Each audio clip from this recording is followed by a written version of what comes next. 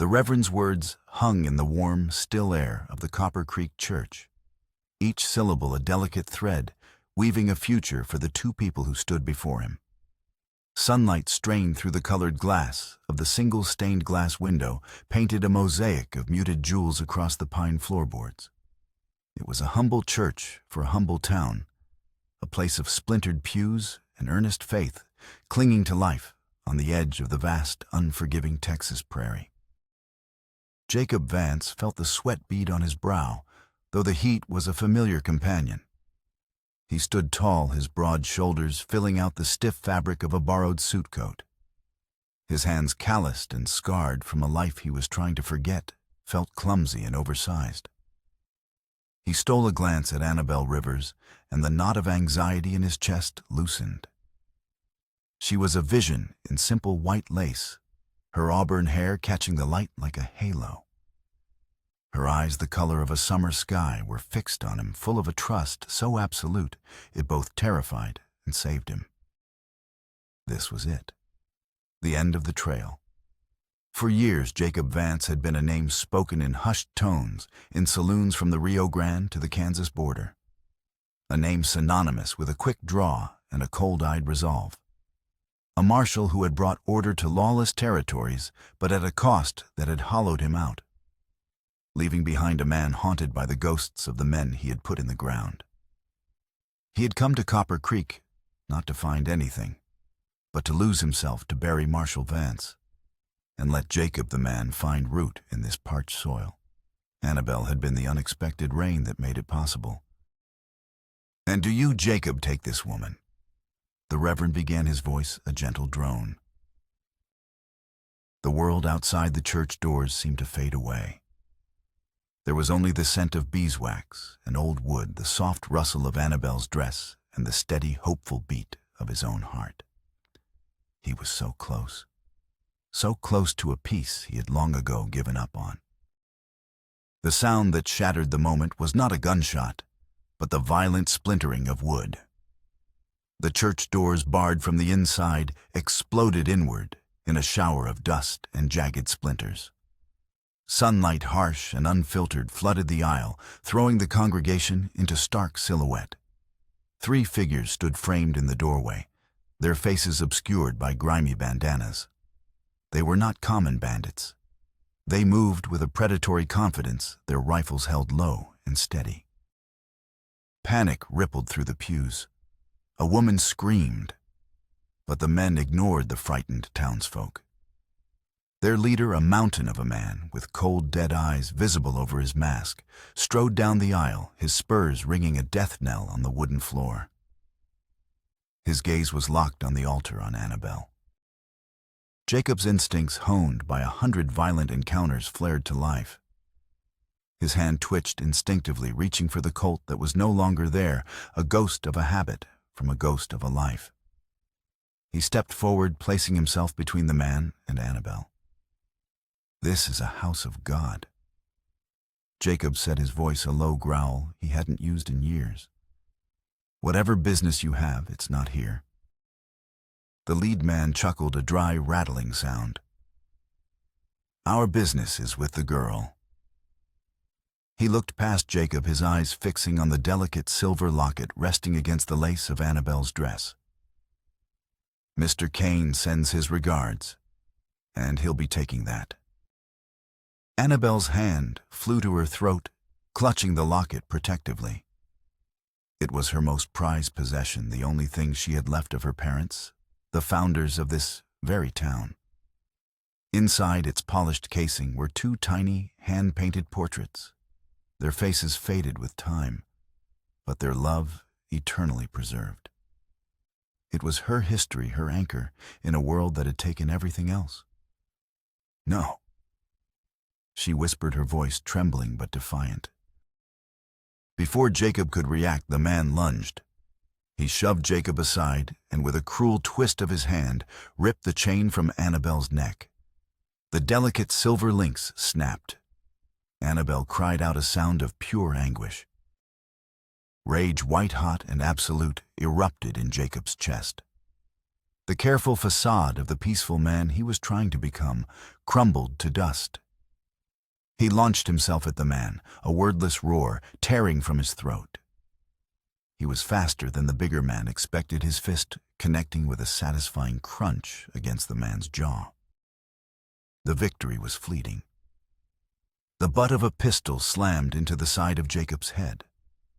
The world dissolved into a kaleidoscope of bright lights and searing pain. He staggered, dropping to one knee as the church spun around him. Through a deepening haze, he saw the leader pocket the locket, his gaze dismissive and cold. "Tell Vance that a man can't outrun his past." The man sneered, his voice muffled by the bandana. "Mr. Kane always collects his debts." They backed away slowly, their rifles sweeping across the terrified faces in the pews, and then they were gone, disappearing into the blinding glare of the Texas sun. The sudden silence they left behind was heavier and more terrifying than the noise had been. Jacob pushed himself up, his head throbbing in time with his heartbeat. Annabelle rushed to his side, her hands fluttering over his face, her eyes wide with fear and concern. "Jacob, you're bleeding." But Jacob barely felt the pain. He looked at the empty space at her throat where the locket had been, then at the shattered doors and the terrified faces of his neighbors. This wasn't a robbery. It was a message delivered with surgical cruelty. Silas Kane had not just stolen a piece of silver. He had reached into the heart of their new life and torn out its most sacred symbol. The peace Jacob had so desperately sought was an illusion. His past had found him, and it was threatening to burn down his future. The town of Copper Creek was a testament to human stubbornness. It was a collection of sun-bleached wooden buildings and adobe structures that seemed to grow directly from the cracked, thirsty earth. It huddled around a single wide main street, perpetually coated in a fine red dust that got into everything: your food, your clothes, your lungs. Founded by Annabelle's parents, Thomas and Mary Rivers, it was meant to be a sanctuary, a place where families could build a life free from the strife of the world they'd left behind. But the prairie was a harsh landlord, and in recent years a new threat had emerged, one far more relentless than drought or dust storms: Silas Kane. He had arrived 6 months prior, a man of wealth and whispers, buying up failed homesteads and barren ranch land for pennies on the dollar. At first, the townsfolk had seen him as a potential savior, an investor who could bring prosperity. But his methods were insidious. He choked off access to water-rerouted streams and used a band of hired thugs, led by the brutal Jebediah Thorne, the man from the church, to intimidate anyone who wouldn't sell. Kane was a vulture, circling the slow death of Copper Creek, waiting to pick its bones clean. His goal was clear: to own the entire valley, from the dusty plains to the life-giving aquifer that ran beneath it. In the days following the wedding, that never was, a heavy gloom settled over the town. The attack had been a public violation, a statement that no one was safe, not even in the house of God. Jacob's wound was a thin, angry line above his temple, but the deeper injury was to the fragile hope he had cultivated. He sat on the porch of Annabelle's house, the largest in town, a testament to her family's legacy, watching the sun set, painting the sky in strokes of blood orange and bruised purple. Annabelle brought him a glass of water, her movements quiet and deliberate. The fire and defiance he had seen in the church had been banked, replaced by a deep, weary sorrow. She sat beside him on the wooden steps, not speaking, her presence a silent comfort. "He knew," Jacob said finally, his voice rough. "He knew what that locket meant to you. This wasn't random." "Nothing Kane does is random," Annabelle replied, her gaze fixed on the darkening horizon. "He poisons wells with strategy. He starves cattle with purpose. Every act is a calculated move to break our spirit." She turned to him, her eyes searching his. What did he mean, a man can't outrun his past? Jacob looked away toward the silhouette of the distant mesas. He had told her pieces of his story, but never the whole of it. He'd never told her about the raid on the Miller farm the night that had finally broken him. He had been a U.S. Marshal then, young and full of righteous fire, chasing a gang of vicious outlaws. His informant, a respected local landowner, had sworn the gang was holed up at an isolated homestead. When they'd arrived, shots were fired from the house. In the chaos of the moonless night with his deputies pinned down, Jacob had given the order to set fire to the barn to smoke them out. The fire had spread to the house with terrifying speed. Only later, in the sickening light of dawn, had they discovered the truth. There were no outlaws, just a family, a man, his wife, and their young daughter, dead in the ashes, victims of a terrible, unforgivable mistake. The landowner who gave him the tip had profited handsomely buying the now vacant land and its precious water rights for a pittance. Jacob had turned in his star the next day, the silver tarnished by the soot of innocent lives. I made mistakes. He told Annabelle, the words feeling inadequate, like trying to describe an inferno with a single word. I was part of a system that sometimes valued order over justice. People got hurt. We've all done things we regret, Jacob, she said softly, placing her hand on his arm. That man is gone. You are not him. Her faith in him was a heavier burden than any guilt. Standing in the center of town was Elias Blackwood, the town's de facto elder. He was a man whose weathered face and silver hair commanded respect. He had been a friend to Annabelle's father and had taken it upon himself to guide the town council after his death. He approached Jacob now, his expression a mask of grim concern. A terrible business, Jacob. A terrible, dark day for this town. Blackwood said, his voice resonant with authority. This cannot stand. Cain has crossed a line. He crossed a line when he started starving families off their land. Jacob countered, his tone sharp. Yes, but this was different. This was personal. Blackwood insisted, his eyes boring into Jacob's. He's trying to provoke you. He knows who you were. The town knows. They look to you, Jacob. You are the only one who can stand up to him. The elder's words were a poison stirring the part of Jacob he wanted to keep buried. He was being pushed back into the role of the gunslinger, the very identity he had shed like a snake's skin. But looking at Annabelle's sorrowful face, at the fear in the eyes of his neighbors, he knew Blackwood was right. He couldn't remain passive. Cain had made sure of that. The next morning, the town's fragile resolve was shattered completely. A boy sent to fetch water from the communal well at the center of town came back screaming. A crowd gathered to find the well's stone housing shattered, its wooden winch splintered and burned. The air stank of sulfur and black powder. Someone had dynamited the well shaft, collapsing it and burying the town's primary source of water under tons of rock and earth. The few private wells and rain barrels would not last a week in the oppressive heat. It was a death sentence. Cain had moved from intimidation to strangulation. Panic began to set in a low murmur of fear that threatened to become a stampede.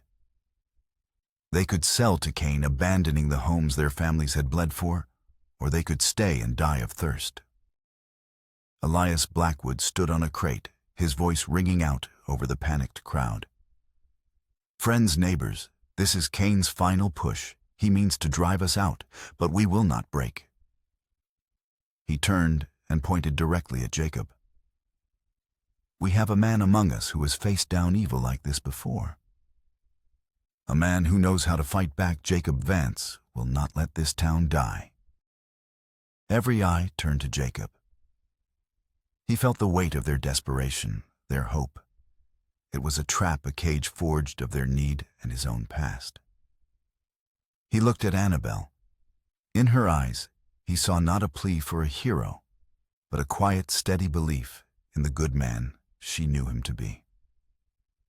That was all that mattered.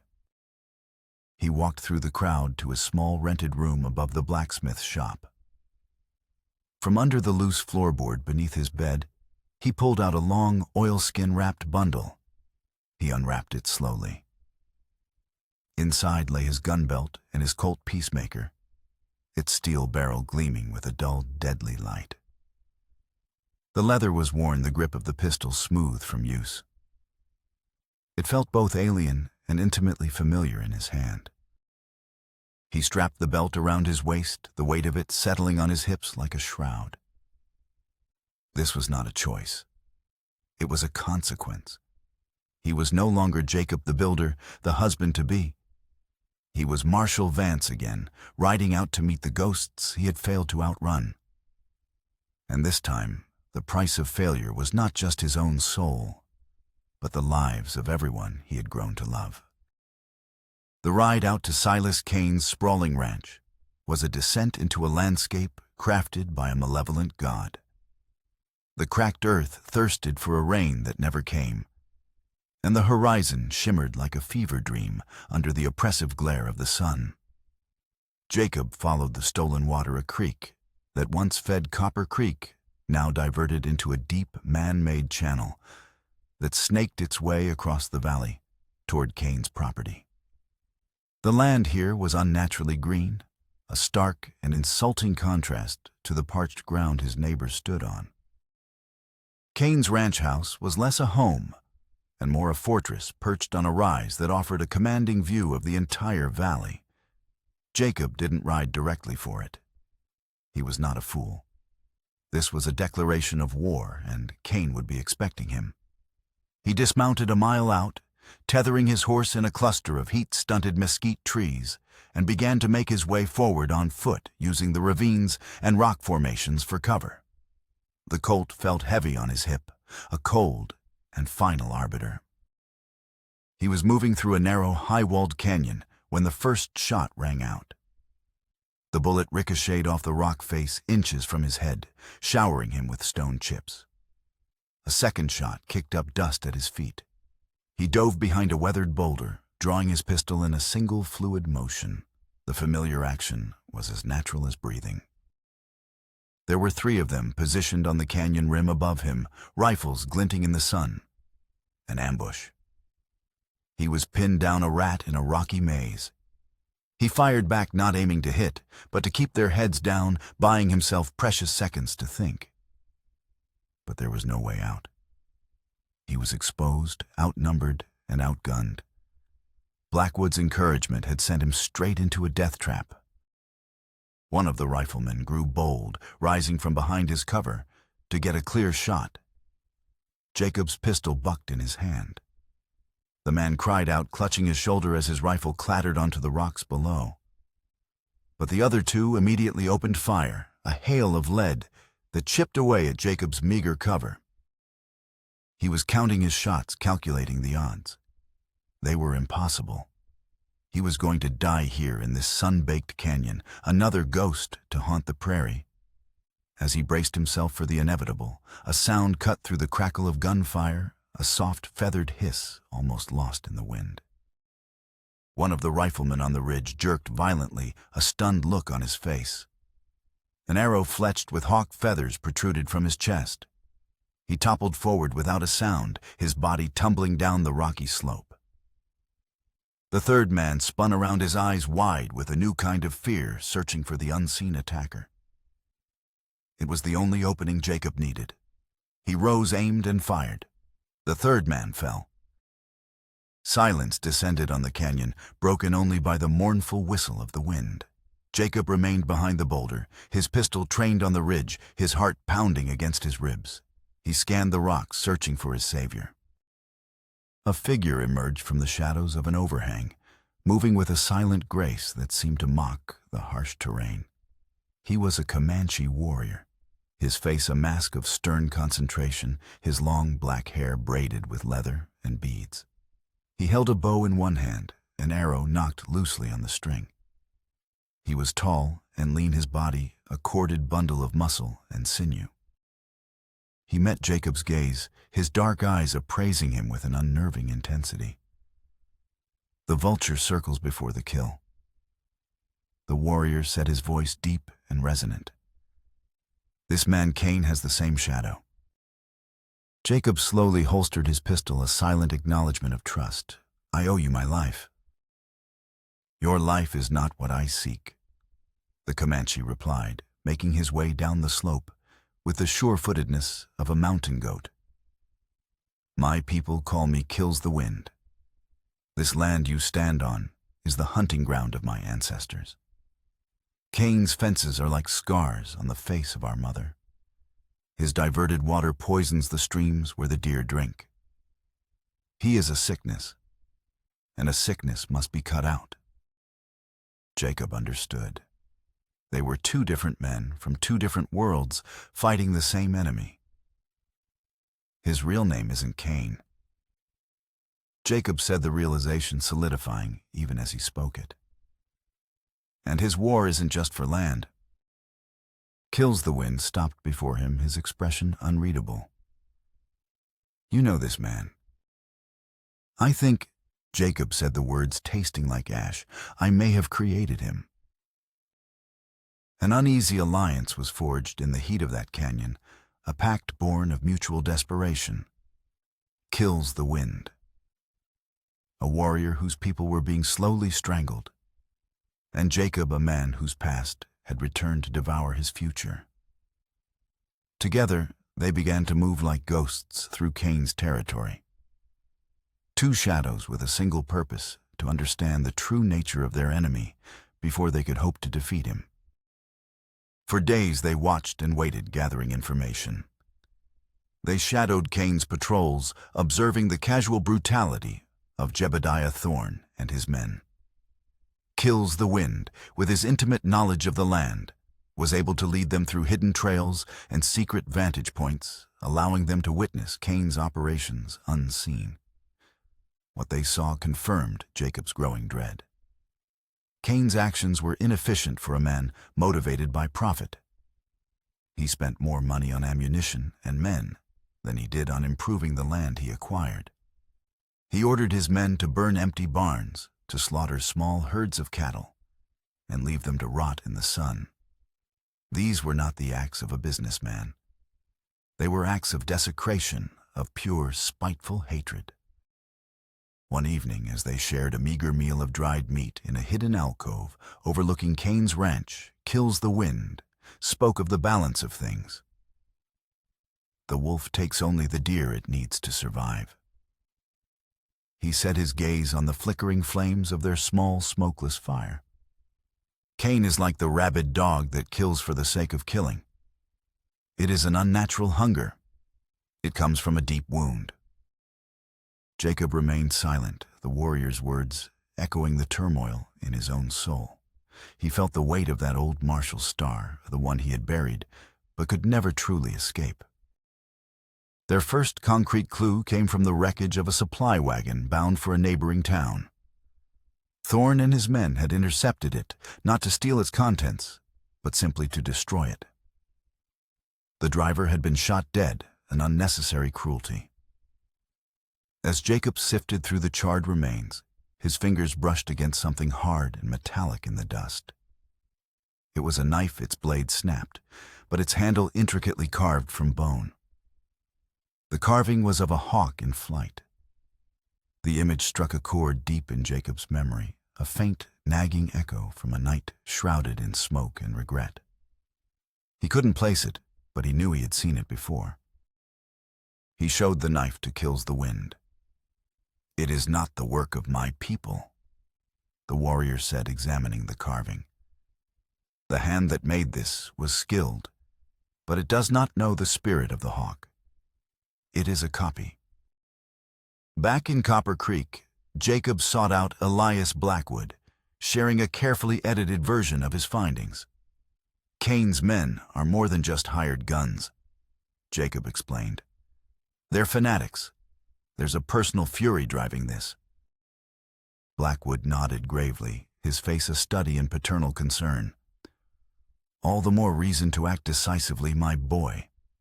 A direct confrontation is the only answer. You must draw him out, force his hand on ground of our choosing."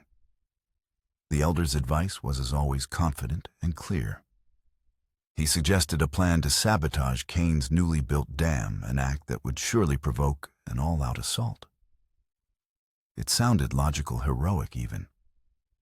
But a seed of doubt had been planted in Jacob's mind. Blackwood's solutions always seemed to lead to more violence, pushing Jacob further back into the role of the gunslinger. The alliance with Kills the Wind deepened. They began to speak of their pasts. Jacob, hesitant at first, found himself describing the life he'd left behind, the weight of the law, the compromises, and the costs. He spoke of the Miller farm, not as an excuse, but as a confession. Kills the Wind listened without judgment, his silence a more profound form of understanding than any words of comfort could have been. "A man's spirit can be a battlefield," the warrior said when Jacob had finished. "The ghosts of our mistakes are the hardest enemies to fight." It was Kills the Wind who led them to the place that would provide the final devastating piece of the puzzle. It was a sacred place for his people, a series of shallow caves that served as burial sites hidden high in the mesas. Cain's men had found it. The site had been desecrated, the graves torn open, the bones of his ancestors scattered. It was an act of supreme sacrilege. He was not looking for gold. "Kills the Wind," said his voice tight with a cold, controlled fury.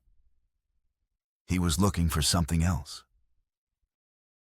In the deepest of the caves, half buried under a pile of disturbed rocks, was a heavy, iron-banded strongbox. It was not Comanche. It had been hidden here.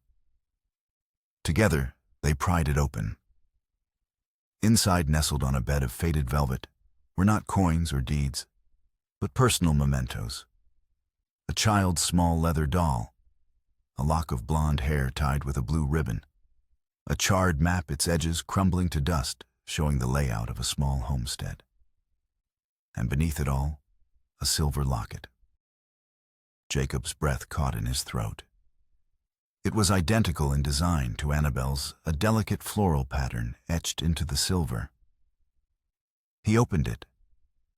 The portraits inside were not of Thomas and Mary Rivers. They were of a man with kind eyes, a woman with a gentle smile, and a young girl with blonde hair. The Miller family. The final piece clicked into place with the force of a physical blow. The charred map was of their farm. The hawk carving on the knife, he remembered it, now a half-finished whittling project on the porch railing the night of the fire. And the man, Silas Cain. He was not a land baron.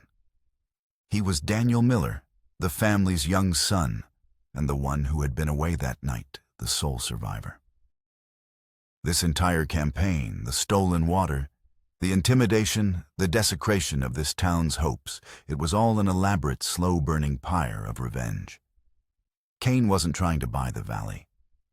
He was trying to salt the earth of Jacob Vance's happiness, to take away everything he held dear, just as Jacob had taken everything from him. The theft of the locket was not just a cruel gesture. It was a symbol. He was replacing Annabelle's family with his own, claiming her grief and Jacob's future as payment for the past. Jacob had not created a monster. He had orphaned a boy who had then spent a decade forging himself into an instrument of perfect, patient vengeance. The ride back to Copper Creek was a blur of dust and dawning horror.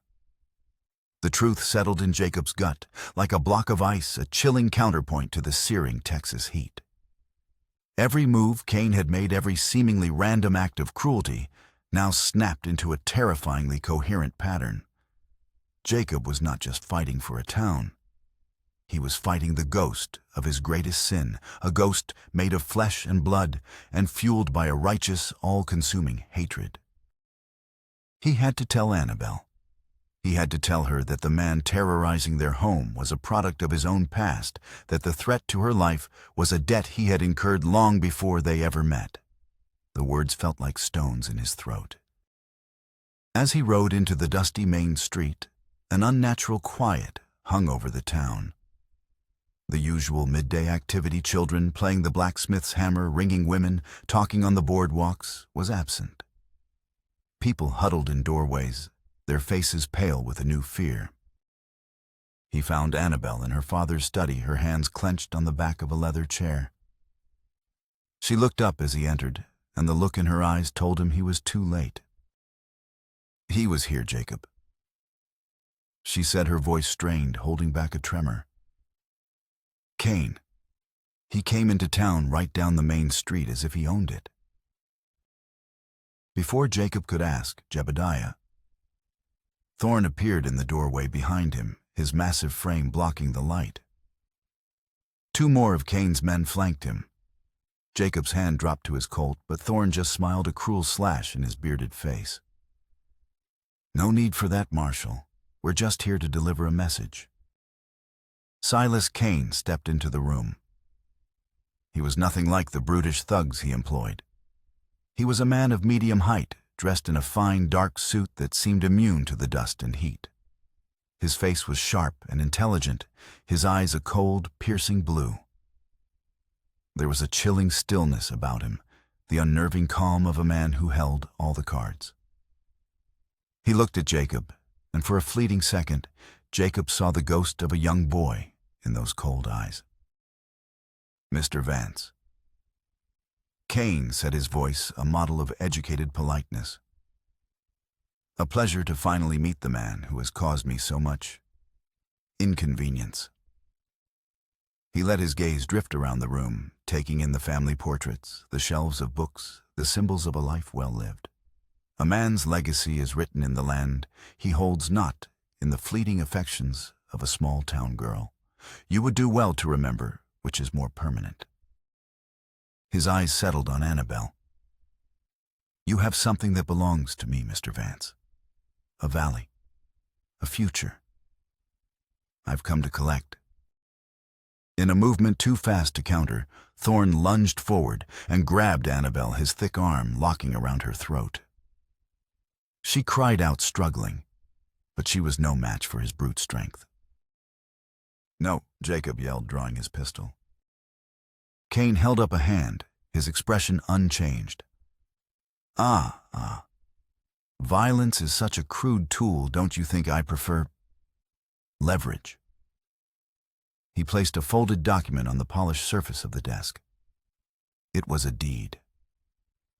"This transfers ownership of the entire Copper Creek Valley and all its water rights to me. You will sign it, and then you will ride out of here and never return." "And if I don't?" Jacob growled, his pistol aimed squarely at Cain's heart. Cain's smile was thin and merciless. "Then Mr. Thorn will kill the girl. And after you're dead, I will burn this town to the ground, house by house, until nothing is left but ash and memories. Just like the Miller farm." The name hit Jacob like a physical blow. Cain saw the recognition in his eyes, and his smile widened. "Yes, you remember. I've waited a long time for this day, Marshal. A long time to watch you lose everything you love." He nodded to Thorn. They dragged Annabelle from the house, her desperate eyes locked on Jacob. The saloon at the edge of town. Cain called back over his shoulder. "Sundown. Bring the signed deed. Don't be late." They were gone, leaving Jacob alone in the silent house, the unsigned deed, a declaration of his utter and complete failure. He had ridden into Copper Creek to escape his past, only to have it drag the woman he loved into a hell of his own making. Sundown was coming, and with it a reckoning years in the making. The sky bled out across the horizon as the sun began its slow descent, setting the clouds ablaze. A wind was picking up from the west, hot and dry, carrying the scent of dust and distant rain. It was a storm wind, the kind that scoured the land and tore at the nerves. It was a fitting backdrop for the end of things. The saloon was a skeleton, a half-finished dream at the far end of town. Its walls were framed, but not finished, its roof a patchwork of timber and open sky. It stood like a gallows against the dying light. Inside, Silas Kane waited. Jacob walked down the main street, the signed deed in his coat pocket. The townsfolk watched from their windows, their faces etched with fear. He saw Elias Blackwood standing with a group of armed men near the livery, their expressions grim.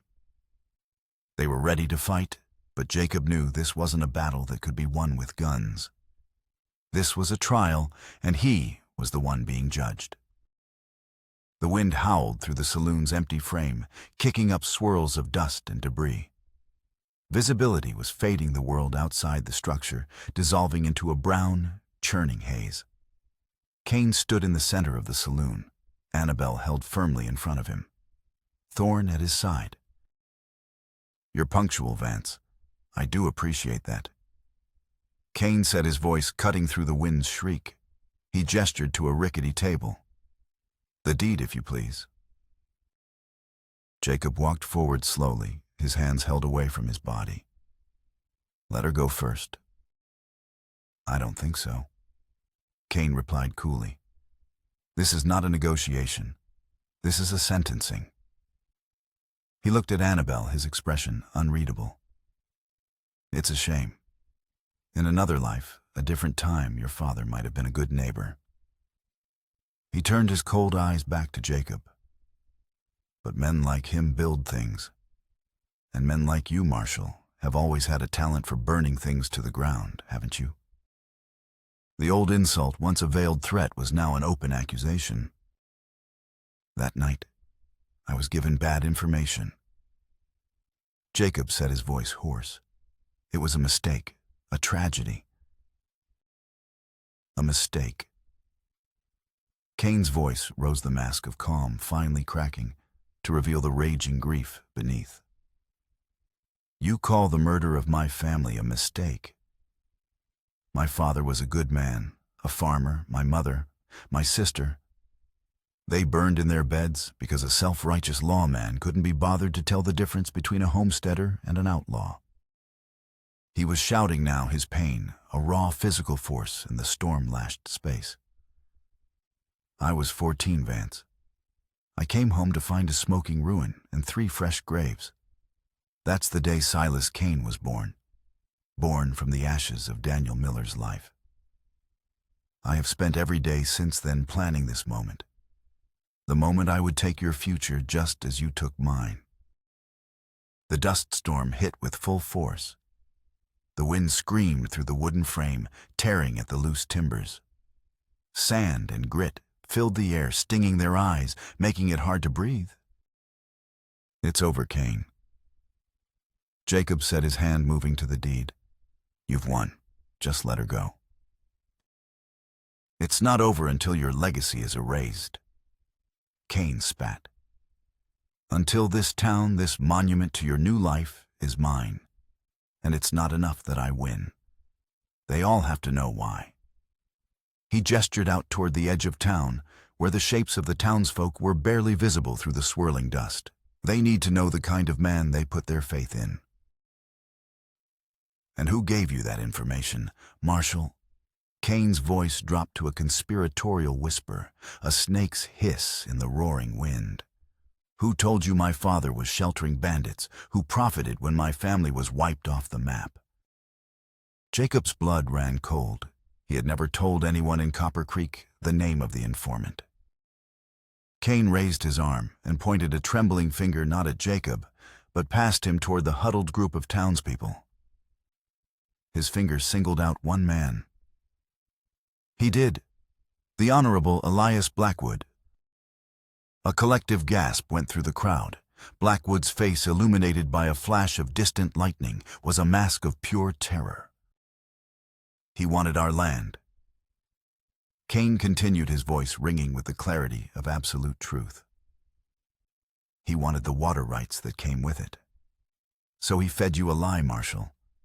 He used your gun and your self-righteousness as his personal weapon to clear his path to profit. You were his pawn, Vance, and my family paid the price. The world seemed to tilt on its axis. The betrayal was so profound, so complete, it stole the air from Jacob's lungs. Blackwood, the trusted elder, the man who had pushed him, guided him, had orchestrated the single greatest tragedy of his life for a patch of dirt. Chaos erupted. Blackwood turned to flee, but the townsmen, their faces contorted with rage and disbelief, surged forward to stop him. In that moment of distraction, Thorne raised his pistol to shoot Jacob. An arrow materialized out of the swirling dust, striking Thorne in the throat. He gurgled, dropping his gun as he clawed at his neck before collapsing. Kills the Wind stood on a pile of lumber at the edge of the saloon, his bow still raised a silent specter in the storm. Jacob lunged, shoving the table into Cain and grabbing Annabelle, pulling her away. Cain stumbled back, his face a canvas of shock and fury. His revenge, so perfectly crafted, was unraveling. The saloon, battered relentlessly by the storm, groaned under the strain. A heavy crossbeam, torn loose from its moorings, swung down like the arm of God. "Jacob, look out!" Annabelle screamed. He pulled her to the ground, shielding her with his body, as the massive beam crashed down where they had been standing. It shattered, sending splinters flying. When the dust cleared, Silas Cain lay half-buried under the wreckage, his body broken. He looked at Jacob, his blue eyes wide, not with hatred anymore, but with a kind of bewildered, childlike confusion. The storm he had waited for had consumed him. He died not as a villain, but as the lost boy he had always been, a final tragic victim of Elias Blackwood's greed and Jacob Vance's past. As quickly as it had arrived, the storm passed. The wind died down to a sorrowful whisper, and the dust began to settle, revealing a scene of devastation under a sky washed clean and filled with stars. The half-built saloon was a ruin, a testament to the violent collision of past and present. Jacob held Annabelle close, his entire body trembling with the adrenaline of the fight and the shock of the revelations. Her arms were wrapped tightly around him, a grounding force in the dizzying aftermath. They were alive. They were safe. The townsfolk, their faces grim in the moonlight, had surrounded Elias Blackwood. His mask of respectable authority was gone, replaced by the craven face of a cornered coward. There was no talk of a rope, no cries for mob justice. There was only a cold, hard anger and the grim determination to see the law, the real law, handle him. The town had been wounded, betrayed from within, but it had not been broken. Kills the Wind emerged from the shadows, his expression somber. He knelt beside the body of Thorne, retrieving his arrow with a quiet reverence. He then looked at the wreckage where Cain lay buried. His spirit was at war with itself. The Comanche said softly, "Now it is quiet." He met Jacob's eyes across the ruined space. No words were needed.